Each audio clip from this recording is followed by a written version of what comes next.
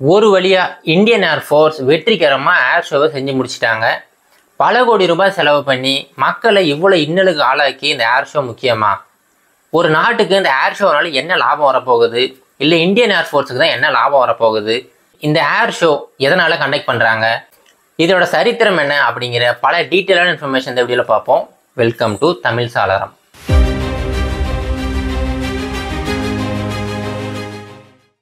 இப்போ இன்னைக்கு நடந்த ஏர் ஷோவை எல்லாரும் பார்த்துருப்பீங்க. உங்களுக்குள்ள ஒரு கேள்வி வரலாம், எதுக்காக இந்த ஏர் ஷோ?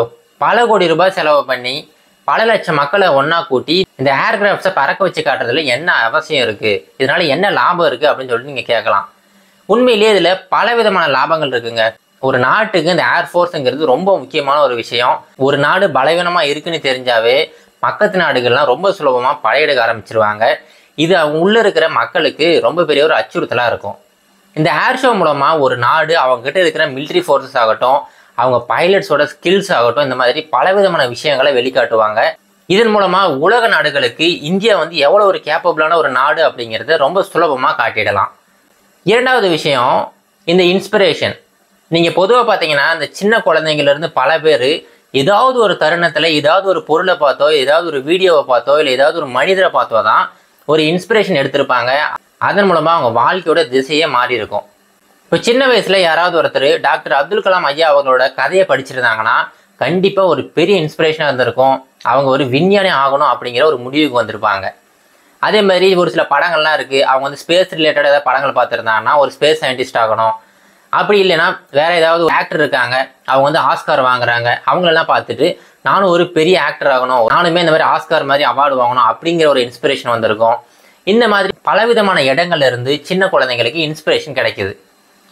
இப்போ இந்த ஏர் ஷோ மூலமா என்ன நடக்க போகுது அப்படின்னா, அந்த ஏர் ஷோவில் கலந்துக்கிட்ட குழந்தைகளாகட்டும் இல்லை இளைஞர்களாகட்டும், இவங்க எல்லாருமே கண்டிப்பா அவங்க மனசுக்குள்ளார ஒரு சின்ன விதை விதைக்கப்பட்டிருக்கும். நாமளும் ஒரு நாள் இந்த மாதிரி ஒரு ஏர்கிராஃப்ட்ல பறக்கணும், கண்டிப்பா நாமளுமே ஏர்ஃபோர்ஸ்ல ஜாயின் பண்ணணும் அப்படிங்கிற மாதிரி ஒரு சின்ன விதை விதைக்கப்பட்டிருக்கும்.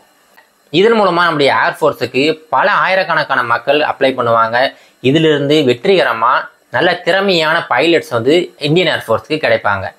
மூன்றாவது விஷயம் பார்த்தீங்கன்னா, பொதுவாக இந்த மாதிரி ஏர்கிராஃப்ட்ஸ் எல்லாம் மக்கள் அவ்வளோ சீக்கிரம் பார்க்க முடியாதுங்க. இந்த மாதிரி ஃபைட்டர் ஜெட்ஸ் ஆகட்டும் இல்லை அக்ரோபேட்டிக் ஏர்பிளைன்ஸ் ஆகட்டும், இது எல்லாத்தையும் பார்க்கணும்னா ரொம்ப கஷ்டம். இது எல்லாமே மக்கள் ரொம்ப சுலபமாக பார்க்கணும் அப்படின்னா இந்த ஏர் ஷோங்கிறது ரொம்ப ஒரு சுலபமான ஒரு வழி. இந்த ஏர் ஷோ மூலமா இந்த ஏவியேஷன் கம்யூனிட்டி இருக்காங்க பார்த்தீங்களா, இந்த பைலட்ஸ் ஆகட்டும் இல்லை அந்த ஏஎம்இ என்ஜினியர்ஸ் ஆகட்டும், இவங்க எல்லாருமே மக்கள்கிட்ட ரொம்ப சுலபமாக கம்யூனிகேட் பண்ணலாம். அவங்க பேசுறதுக்கு ஒரு நல்ல வாய்ப்பாக இருக்கும். இதன் மூலமா இந்த இந்தியன் ஏர்ஃபோர்ஸ் பைலட்ஸ்களுக்கு ஒரு நல்ல அங்கீகாரம் கிடைக்கும்.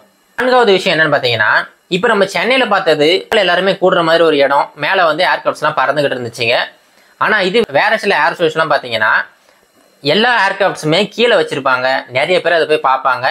அது மட்டும் இல்லாமல் வெளிநாட்டு ஏஜென்சிஸ், வெளிநாட்டு இண்டஸ்ட்ரீஸ், இந்த மாதிரி பலவிதமான இண்டஸ்ட்ரீஸ் எல்லாமே சின்ன சின்ன ஸ்டால் வச்சுருப்பாங்க. அதில் அவங்களுடைய வர்த்தகத்தை பெருக்கிறதுக்கு ரொம்ப சுலபமான ஒரு வழியாக இருக்கும். இந்த ஏர் ஷோவில் பல லட்சக்கணக்கான மக்கள் பங்கேற்பாங்க. இதில் பல நிறுவனங்களுமே பங்கேற்கும். நிறுவனங்கள் எல்லாமே ஒவ்வொருத்தரும் அறிமுகப்படுத்திக்கிறதுக்கு ரொம்ப சுலபமான ஒரு வழியாக இருக்கும். இதுக்குமே இந்த ஏர் ஷோங்கிறது ரொம்ப ஒரு முக்கியமான ஒரு விஷயமா இருக்கு. இப்போ சென்னையில் நடந்தது என்ன பிரச்சனை அப்படின்னா, அந்த அரேஞ்ச்மெண்ட்ஸ் ஒழுங்காக இல்லாத காரணத்தினால பல லட்சக்கணக்கான மக்கள் ஒரே இடத்துல கூடிட்டாங்க. அவங்களுக்கு குடிக்கிறதுக்கு தண்ணி சரியா இல்லை, டாய்லெட்ஸ் வசதி இல்லை. இது எல்லாமே ரொம்ப பெரிய ஒரு சிக்கலை ஏற்படுத்திருச்சு. ஆனாலுமே கண்டிப்பாக இந்த ஏர் ஷோ மூலமா பல லட்சக்கணக்கான மக்கள் நம்ம இந்தியன் ஏர்ஃபோர்ஸோட திறமை என்ன, நம்ம இந்தியன் ஏர்ஃபோர்ஸ் எந்த அளவுக்கு ஒரு கேப்பபிளான ஒரு ஏர்ஃபோர்ஸ் அப்படிங்கிறத கண்டிப்பாக பார்த்துருப்பாங்க. இது இந்தியாவுக்கு மட்டும் கிடையாதுங்க, உலக நாடுகளுக்குமே இந்தியாவோட அந்த கேப்பபிலிட்டி கண்டிப்பாக தெரிஞ்சிருக்கும். இதோட இந்த வீடியோ முடிச்சுக்கலாங்க. மீண்டும் ஒரு நல்ல இன்ஃபர்மேஷனோட மீண்டும் சந்திக்கிறேன். நன்றி, வணக்கம்.